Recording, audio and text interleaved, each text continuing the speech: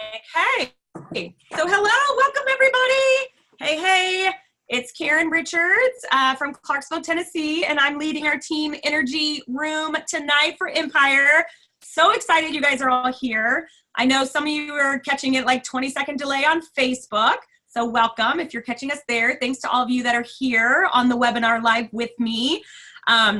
Before I introduce our amazing speaker tonight, I want to just go over a few things that are near and dear to our team, and that is our team core values.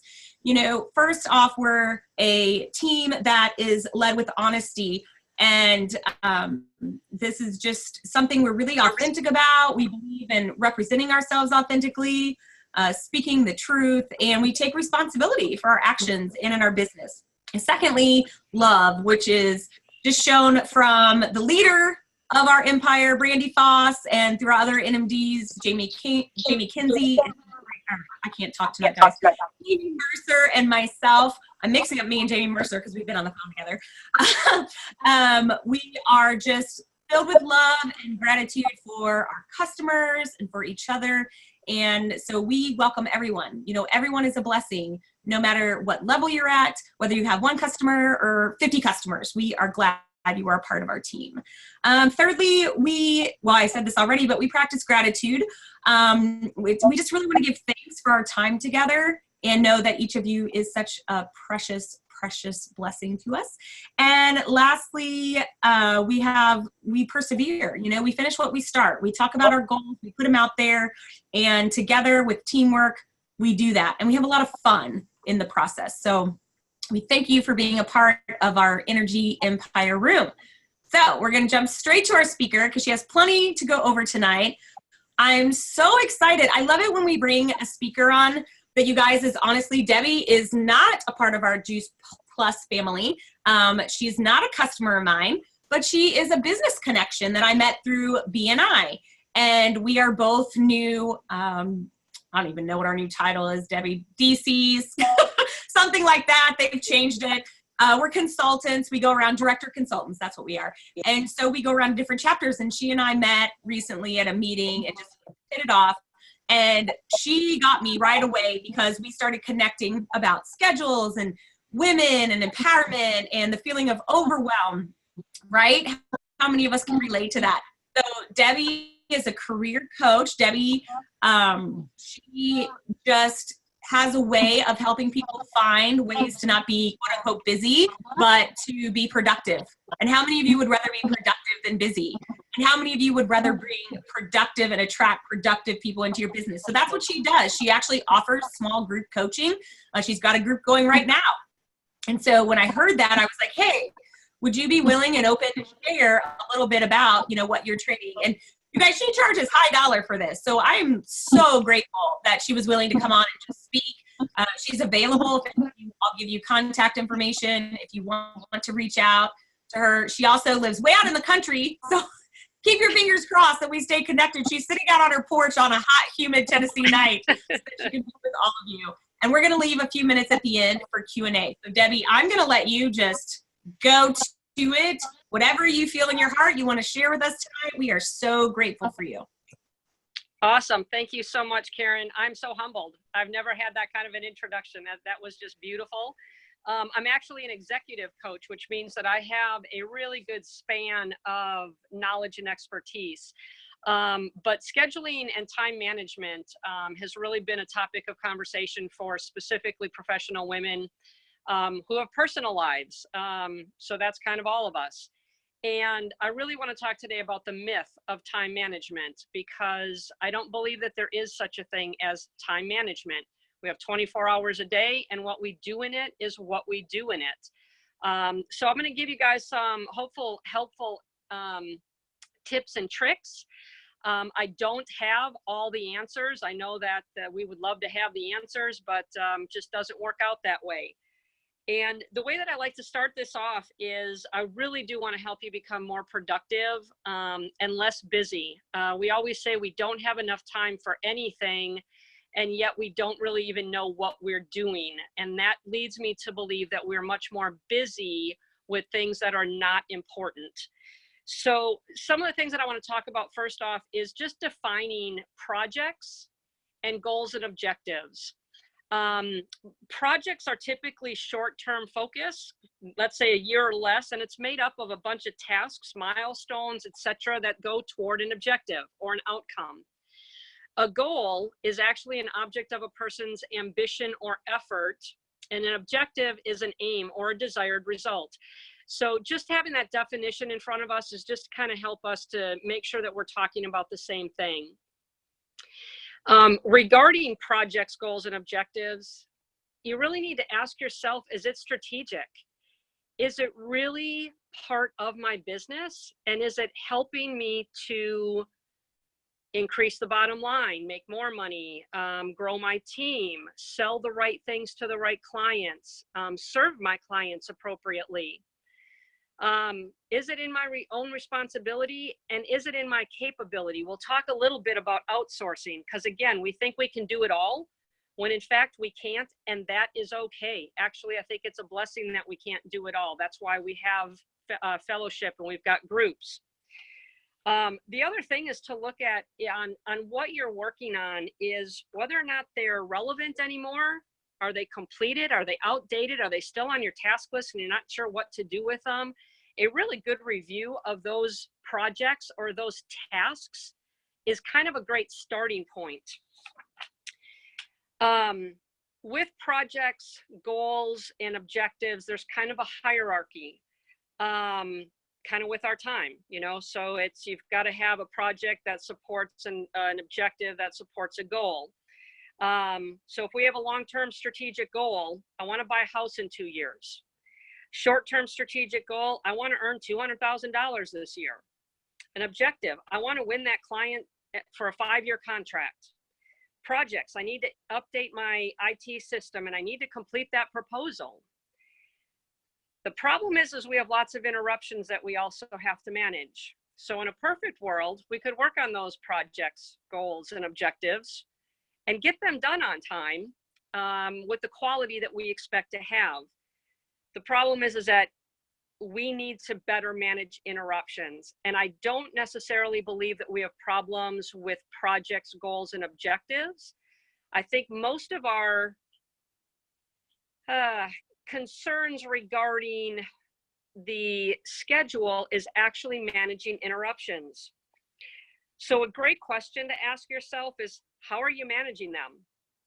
What are your average daily interruptions and where do they come from? Is it Facebook? Is it social media? Is it emails? Is it a spouse? Is it children? Is it running around? Is it grocery shopping? Is it working in an office? What is that interruption? Is it colleagues walking up to you? Is it phone calls coming in constantly? Part of the thing that we don't typically do is we don't schedule for interruptions. We schedule a full 8 or 12 or however many day, and we don't take interruptions into consideration. You know, back in, I don't know, maybe 10 years ago, I actually did a similar presentation. Ironically, that scheduling always seems to be a concern. But they told us at that time that we average 3 hours of interruptions per day. 3 hours, that's a lot of time that it can be considered wasted. And we'll talk a little bit about an activity analysis that you can do. It's super easy to do. But one of the biggest things to really contemplate when you have an interruption is it urgent or is it important? And do you know the difference between those two? Are your interrupters, the spouse, the colleagues, the phone calls, whatever, do they understand what is considered urgent versus what is considered important? And have you communicated that to them? So some of the tips for interruptions, what are your habits and behaviors toward them? Do you just automatically allow it to happen? Do you know how to say no? Do you know how to schedule those interruptions? Do you ask for forgiveness for not replying? What are those behaviors and those habits that you have that allow those interruptions to continue? If and when you can change your belief system, you can better manage those interruptions, which means you get better control over your schedule. You can also pinpoint interruptions and resolve them. You can actually have kind of a gateway for interruptions, meaning, hey, I'm going to be available from 9 to 11 o'clock. You're welcome to email me at that time and I'll respond immediately. Or you can text me between 4:30 and 6:30 p.m. and I'll make sure to get back to you right away. It's also just important to schedule some of those times. If you've got a team and you're a team leader, sometimes it's really good to have a time that says, we are going to have a 15-minute call at this time every single day. All your questions, all your concerns, etc., let's bring them up at that point in time, and it's that time that we will talk about them. So instead of asking at the time they pop up, which is very disruptive, not only to you, but to the person that you are disrupting, it really helps you personally better manage your schedule. It also helps you fine-tune your urgency to importance. And again, define what that means for you so that you can put some priorities on what you're working on. This also falls into meetings and networking events. You know, we're in businesses that we gotta be out meeting people. We've gotta have clients. We might have to be in our workshop, whatever the case may be. Ask yourself what the purpose of that workshop is. What is the purpose of that event? What is the purpose of that meeting? If it's truly not helping your bottom line, if it is not helping grow your business, if it is not getting your name in front of the right clients that you need to have, go ahead and question why you're doing it. Are you doing it because it's a courtesy, or are you doing it because it is truly important to your business? A little quote that I have from Zig Ziglar: lack of direction, not lack of time, is the problem. We all have 24-hour days. So again, it's about the direction that we want to look at. So here's a couple of things to think about. We use to-do lists and planners, task managers, calendars, and timers to get things done. We decide our priorities by assessing the relative urgency and importance of them. Had some conversations with some time multipliers. These are those people that just seem to get everything done and they always have like extra time, whatever that means. And they ask themselves, and this is a great question to ask yourself, what is the most important thing I can do today that will free up more time tomorrow for better life management? By thinking about how you're using your time today, that's actually helping you better plan for tomorrow. We juggle too many projects and tasks without limit. We end up accomplishing little, we feel unproductive, yet we pile more on tomorrow. And we feel unproductive and we feel that we accomplish nothing, and the cycle continues until we become overwhelmed. They say that time management is a balancing act between what needs to get done and creating an appropriate schedule for them. Again, there is no such thing as time management. It's about project management, task management, doing the important things. So here's a couple of things you can do. Number one, get rid of the unimportant stuff on your to-do list. The list that you have hundreds of different things, look and see why they're important. Are they just to keep you busy? Is it to fill up that 12-hour day? Is it to fill up that 18-hour day? Is it fill up? What is the purpose of everything on that actual to-do list? And is it important? Start focusing on actual outcomes. That is your productivity.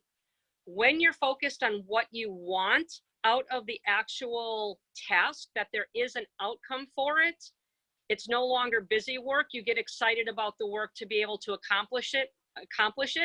You check mark it and you can move on, but you have an accomplishment, you have an outcome. Sometimes you can eliminate those activities, or you can even outsource those activities. I am not good at social media. I don't like social media. I have someone who helps me do my social media. There is a cost involved in it, but there is a larger cost in my time because I cannot manage my social media the way that I know this person who does my social media. and the cost. It is absolutely worth the dollars I spend. So think about things that you might be able to outsource or even barter with. You might be phenomenal at one thing and somebody else might be great at something that you need. Maybe you can barter for that work, so therefore that you don't have any financial outflow. Remember that the number of tasks you get through in a day is less important than the results they create. And I know you guys want the magic answer, but there's so many techniques that have evolved out there to particular solutions for specific problems for somebody else. By all means, try the things that you think might work for you. Don't be afraid of them, because you just might find one that's going to work. But if it doesn't work, move on, scrap it, rinse and repeat. There are so many opportunities out there that can really help guide you to get you more productive. You need to ensure that you learn to take control of what you're doing, how you're doing it. Time management, all of those projects are in your control. I know we don't feel like it, again, because we stay busy, but you have to decide how you want to spend your day. Protect yourself from task overload. Again, it's that busyness overload instead of accomplishment, outcome oriented. Take inventory of your commitments every week. What are you committed to? Are you overcommitted? Have you considered how much driving time you do? Have you scheduled your driving time? That was one of the things that I did very early on when I started my business. And it was a huge time saver from the standpoint that I was not letting clients down. I would put in that it took me 45 minutes to drive somewhere for an hour appointment. That meant that that was a 3-hour appointment. 45 minutes there, 10 minutes of setup, an hour appointment, a little bit of downtime, probably run to the restroom, and then an hour drive home. That's 3 hours. And there's not a whole lot I can do in the car other than podcasts and listening and trying to educate myself. So think about your commitments every week, and are you scheduling appropriately for them? And set boundaries. I do not work on Mondays. This is an oddity. My Mondays are my administrative day, that I sit in my comfortable clothes and I sit at my desk and I knock out my administrative tasks, because I want the next 4 days to be very productive for me. If you're always pressed for time, start measuring how you use it and start making adjustments. So when you wake up in the morning and you hit the Facebook, how many minutes are you actually going to be on it? I'm doing this group coaching for, it's a 4-week program, and the very next day after the first meeting, I got a text message from one of the ladies who said, I've just wasted 29 minutes of my Friday morning on Facebook. Holy smokes, I'm never going to get that back. But she's aware of it, and she is now able to better manage how often she goes onto Facebook. You also don't have to schedule activities for every minute of every day. Schedule some downtime. You are beautiful and you are important. Schedule some you time in this. So 24 hours a day does not have to be filled with something to do. Again, that's busyness. And defend your time. Remember, those interruptions and those interrupters are not your friend. You have control to be able to better manage that. So a couple of additional ideas. Really tracking your activity really is super helpful. Having a blank piece of paper, time, when did you start, what did you do, just at least for 5 days to take a look at what you have been doing for a 5-day period, and then going back and actually being truthful with yourself. Maybe highlighting the stuff that you did really well, looking at the things that maybe you're not so comfortable with that you can learn from. How do you tweak that for the following week? How do you get better at it? Again, it's behavioral based. We do things because we're in a habit. The lady who did the Facebook at 7 o'clock in the morning, that's a habit for her. She wakes up, she grabs her phone, she looks at Facebook. She's like, holy smokes, I got to get rid of that habit. She started getting rid of that habit. You also start setting specific goals. You want to improve work-life harmony? I don't like work-life balance because I don't think life is balanced. But here's something that you could say. 1 month from now, I will spend an entire weekend with my family by reorganizing my work schedule and learning how to delegate. Maybe I want to actively promote my business. I will implement some low-cost ways of promoting my business, including creating a social media plan. Those are pretty specific goals. And now I can do project work and not be filled with busyness on, oh, I don't know what I'm doing. I don't know how to do it. Obviously hiring a coach, just because I'm a coach, I'm going to throw that in there, but Karen can tell you more about that. But coaches really do help you take a look at how you're observing your world, how to look at it differently, how to become more aware of what you're doing so that you can actually work on the behaviors that you do want to change. You know, there was a survey that was done by salary.com. 89% of respondents of that survey admitted to wasting time every day at work. 31% waste roughly 30 minutes a day. That's just pure waste. Another 31% waste roughly an hour a day. 16% waste roughly 2 hours a day, and then it goes down from there. When you're an entrepreneur, when you own your own business, when you are doing the things that we are doing, I don't know that 30 minutes or an hour is even realistic. I would venture to say I probably waste a lot more time than that. And you know, you got to remember that if you don't prioritize your life, someone else will. So here's a little recap. Realize that time management is a myth. Find out where you're wasting your time. Again, doing that activity tracker. Create project management goals. This means, again, changing your behaviors, looking at what you're doing and how you're doing it. Implement a project management plan. Again, I'm using, instead of time, I'm using project management because you can't manage time. Use project management tools. They're called time management tools, but there's so many apps out there. There's websites. There's a whole bunch of other opportunities that you can do. You might like your email. You might like your task list on your email. You might like to use Evernote. There's a number of different tools out there. Prioritize ruthlessly.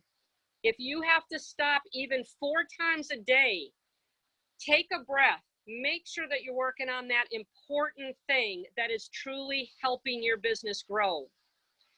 Learn to delegate or outsource. Establish routines and stick to them as much as possible. So again, Monday, I don't work on Mondays. Mondays are my admin day. I don't say I don't work, but I don't see clients on Mondays. Getting the habit of setting time limits for tasks. So of course, we all do have some things to do. Maybe you work better in 30-minute increments or 2-hour increments.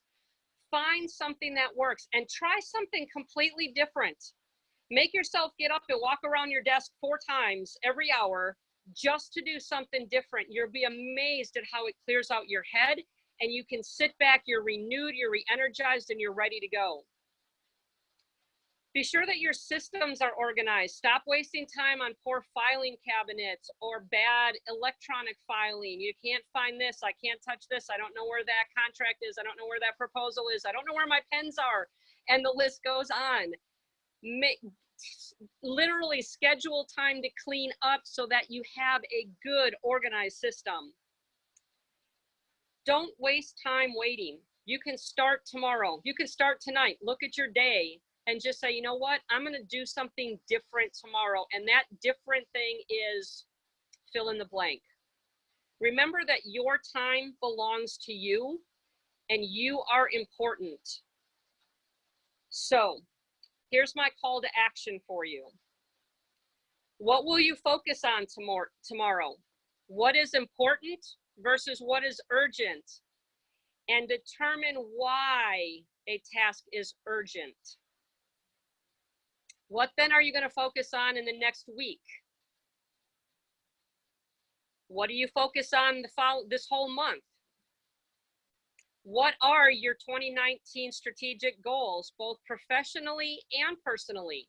Maybe personally, you want to spend more time with your family. That needs to be part of your schedule. Have you written this out? Do you actually know what it is, or does it just kind of float around in your head? Because it's not enough to be busy. The question is, what are we busy about? And the essence of self-discipline is to do the important thing rather than the urgent thing. So that is my little quick overview. Karen, I hope that was good. Oh my gosh, I love it. I have like 2 full pages of notes. I am sitting there going, oh my gosh, interruptions.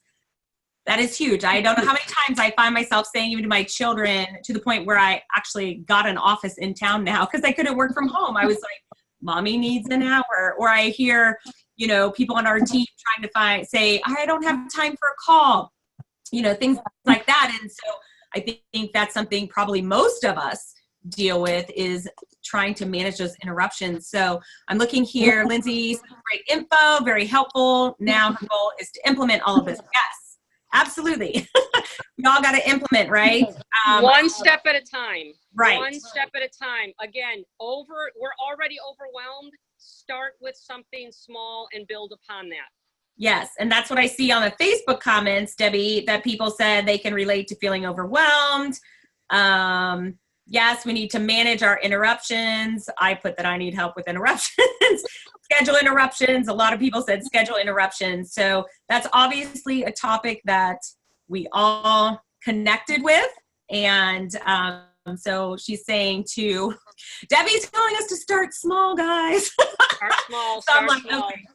Does anybody have a specific question? We got probably time for 1, maybe 2. Some people, oh, Laura put, thank goodness this is recorded. I want to hear it again. So awesome. Awesome. I agree.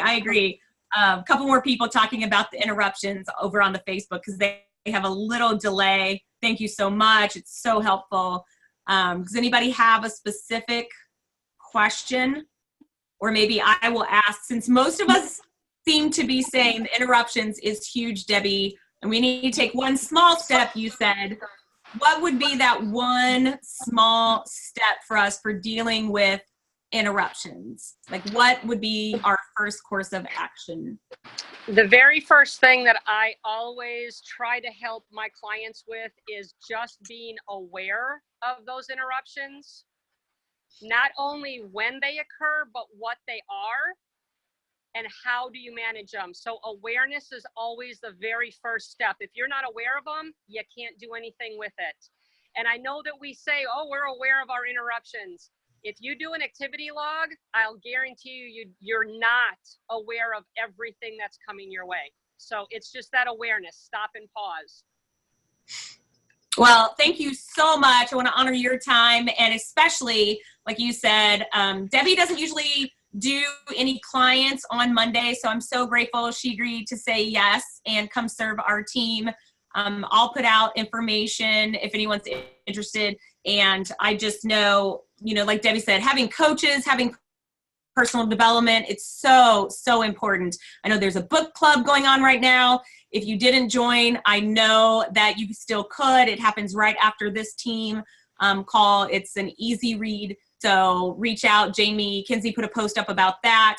So again, Debbie, thank you so, so much. We're so grateful to have you. And I'm humbled. Thank you. You bet.